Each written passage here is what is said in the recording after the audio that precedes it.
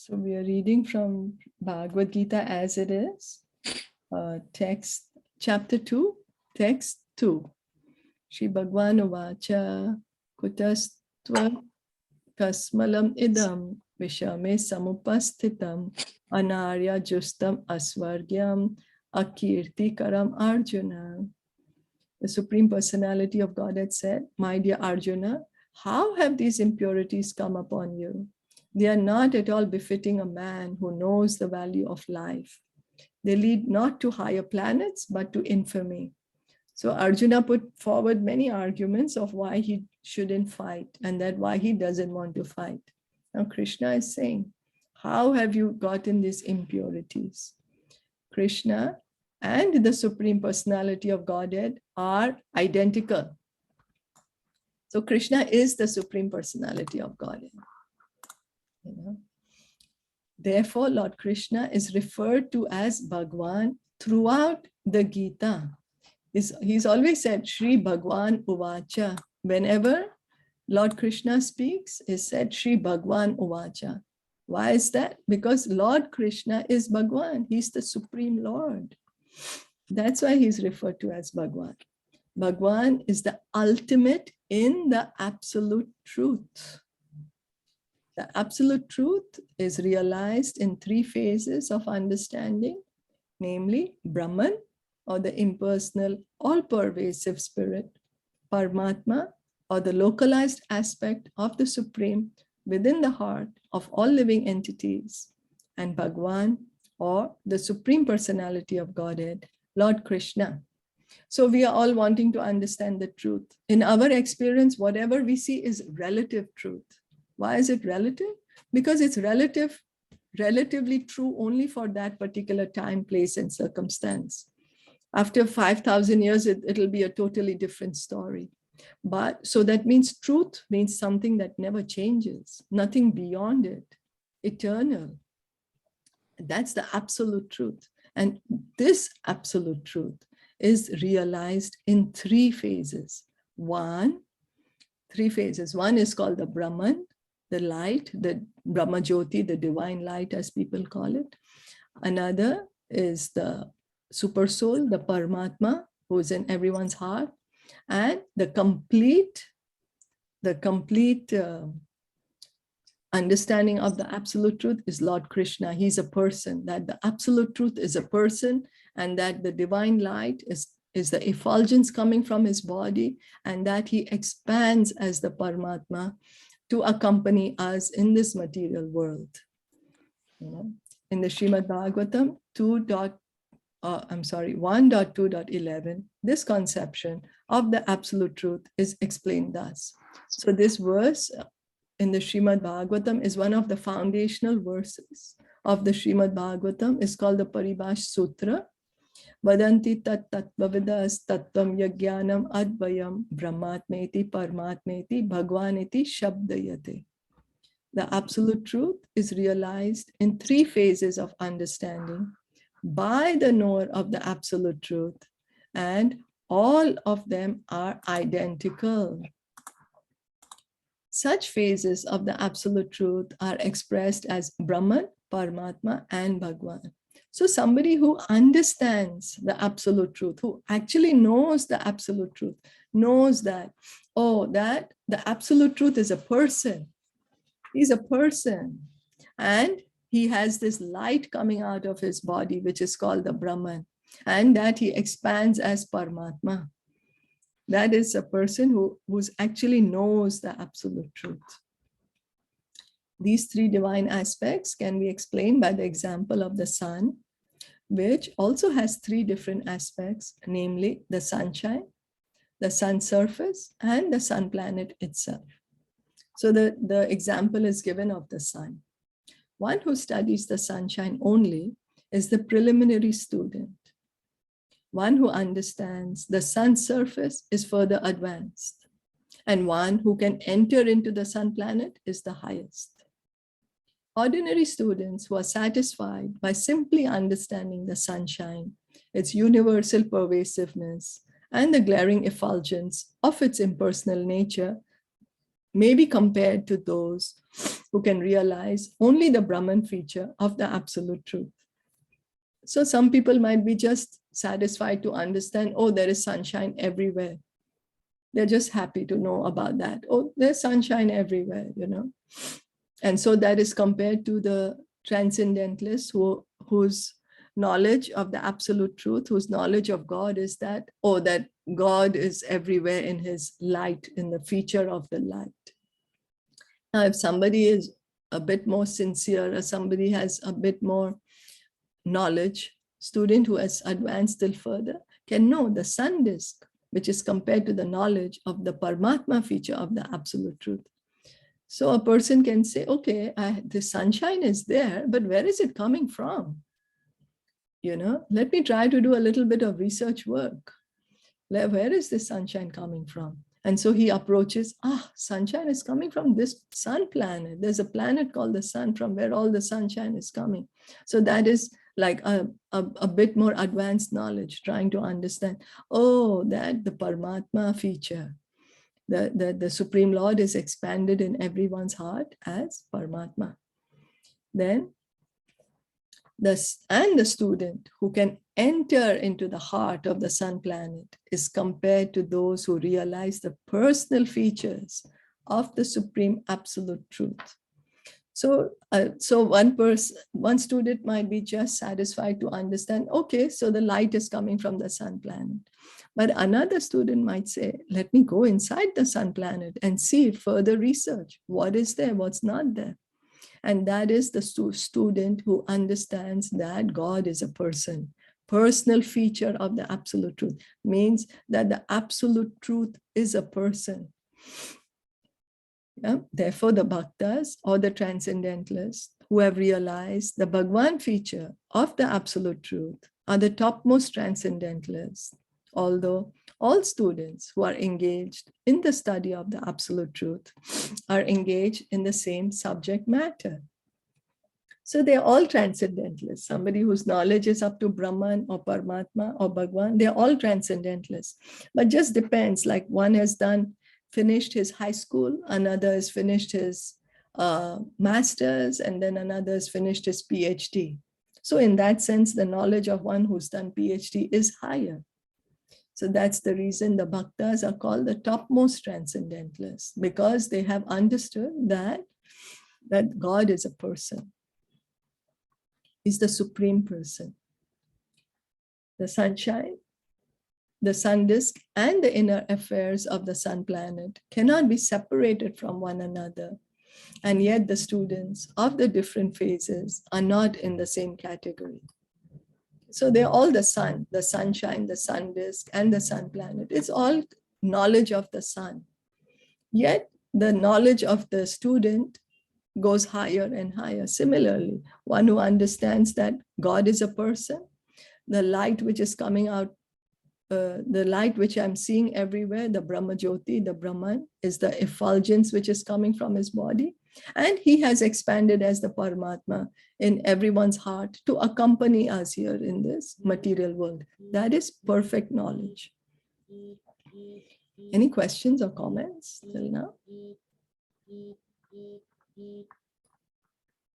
No? So, No, okay. Okay. So the Sanskrit word Bhagwan is explained by the great authority Parasar Muni, the father of Vyasadeva. So what does Bhagwan mean? What's the meaning of Bhagwan? The meaning of Bhagwan is given by Parasar Muni. Who's Parasar Muni? He's the father of Vyasadeva, because Krishna is being called as Bhagwan. Bhagwan Ovacha means the Supreme Lord spoke. Ovacha means he spoke. So Krishna is referred to as Bhagwan throughout the Bhagavad Gita. The Supreme Personality who possesses all riches, all strength, all fame, all beauty, all knowledge, and all renunciation is called Bhagwan. That's the meaning of the word Bhagwan. Somebody who possesses all riches, all strength, all fame, all beauty, all knowledge, and all renunciation. If somebody has all this, then he is fit to be called as Bhagwan. There are many persons who are very rich, very powerful, very beautiful, very famous, very learned, and very much detached. But no one can claim that he possesses all riches, all strength, etc. entirely. Only Krishna can claim this because he's the Supreme Personality of Godhead.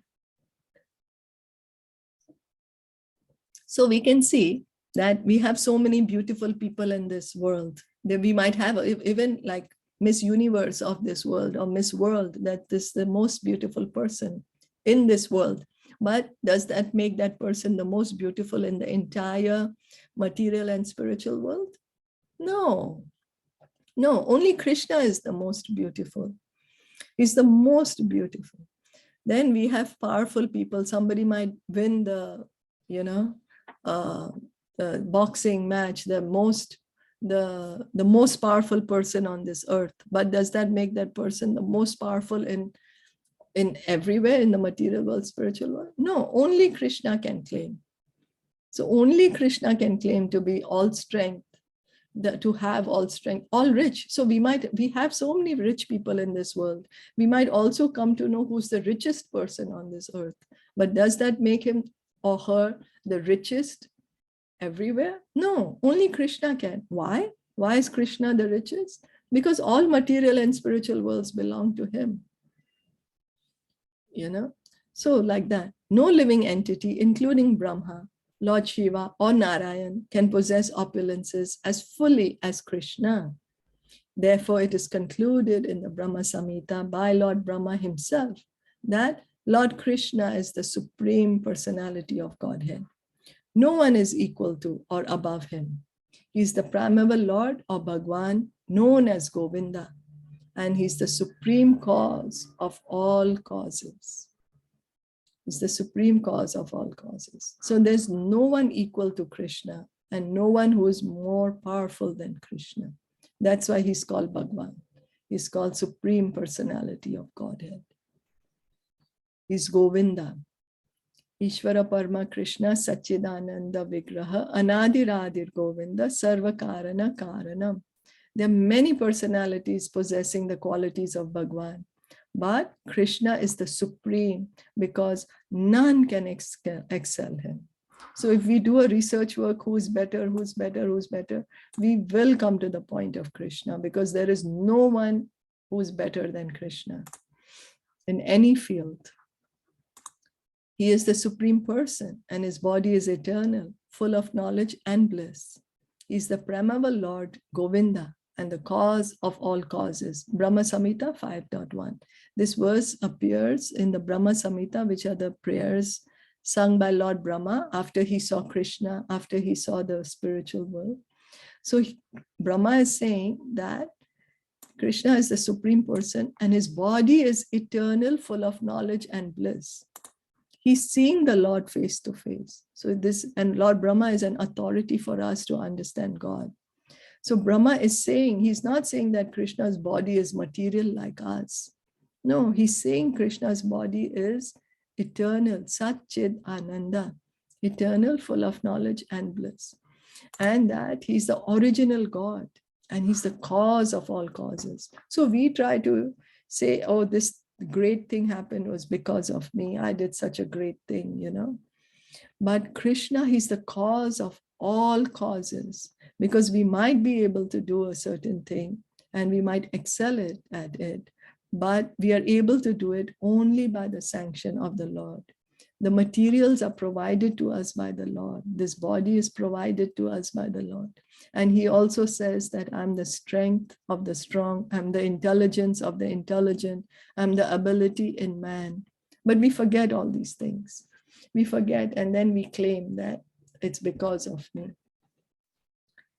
So in the Bhagavatam also, there is a list of many incarnations of the Supreme Personality of Godhead, but Krishna is described as the original personality of Godhead, from whom many, many incarnations and personalities of Godhead expand. So this verse is another Paribhash Sutra of the Bhagavatam. Bhagavatam has two main verses on which the whole Bhagavatam is expanded. One we just read above, that Vadanti Tat Tattva Vidas, the this one. Vadanti tat tattva vidas tattvam yajnanam advayam brahmatmeti paramatmeti bhagwaniti shabdayate. That the learned transcendentalists know this absolute truth as Brahman, Paramatma, and Bhagwan. And there's another foundational verse in the Bhagavatam is Etecha amsa kalapumsa Krishnastu Bhagwan Swayam Indrari Vyakulam Lokam Hridayanti Yuge Yuge. All the lists of the incarnations of Godhead submitted herewith are either plenary expansions or parts of the plenary expansions of the Supreme Godhead. But Krishna is the Supreme Personality of Godhead himself. Bhagavatam 1.3.28. So there are so many incarnations, so many expansions. They're all coming from Krishna, but Krishna is the original person. All expansions are coming from Krishna. So, therefore, Krishna is the original Supreme Personality of Godhead, the absolute truth, the source of both the super soul and the impersonal Brahman. In the presence of the Supreme Personality of Godhead, Arjuna's lamentation for his kinsman is certainly unbecoming. And therefore, Krishna expressed his surprise with the words, Kuta, where from? Such impurities were never expected from a person belonging to the civilized class of men known as Aryans. So Krishna is telling Arjuna, you belong to the Aryan community. Why? How come you have got such impurities? How come you're speaking in ignorance? The word Aryan is applicable to persons who know the value of life and have a civilization based on spiritual realization. Persons who are led by the material conception of life do not know that the aim of life is realization of the absolute truth, Vishnu or Bhagwan, and they are captivated by the external features of the material world. And therefore, they do not know what liberation is. So right now in this modern civilization, we all think that the aim of life is to get better, have better goals, have better economic progress, have a better health, have, some better material knowledge, improve our standard of living. But that's all what the Western modern civilization tells us. But that is not what the aim of life is actually. The aim of life is to realize the absolute truth. The aim of life is so that we can make this life our last life, never to be born again in this material world. That is the goal of life. The goal of life is to attain love of God. Love of God. But instead of trying to cultivate that, what we are doing, we have gotten captivated by this material world. We are thinking, oh, let me try to enjoy here for some time more. It's such a wonderful place to enjoy. So persons who have no knowledge of liberation from material bondage are called non-Aryans. So we can see practically right now, the whole material world is like that, non-Aryan. Although Arjuna was a Kshatriya, he was deviating from his prescribed duties by declining to fight. This act of cowardice is described as befitting the non-Aryans because Arjuna is a Kshatriya. He's a Kshatriya. So what's the religious principle? Duty of a Kshatriya is to fight, to protect, to kill the aggressors. That is his duty. But he does not want to do that. So that's why he's being called as non-Aryan. Such deviation from duty does not help one in the progress of spiritual life, nor does it even give one the opportunity to become famous in this world. Lord Krishna did not approve of the so-called compassion of Arjuna for his kinsman. So it's because Arjuna is a Kshatriya, Krishna is telling him, how come you're showing this artificial compassion? You should do your duty. Not that we should start killing people. No, we are not Kshatriyas, It's not for us. But because Arjuna is a Kshatriya, he is being spoken like that by Krishna. Is that okay?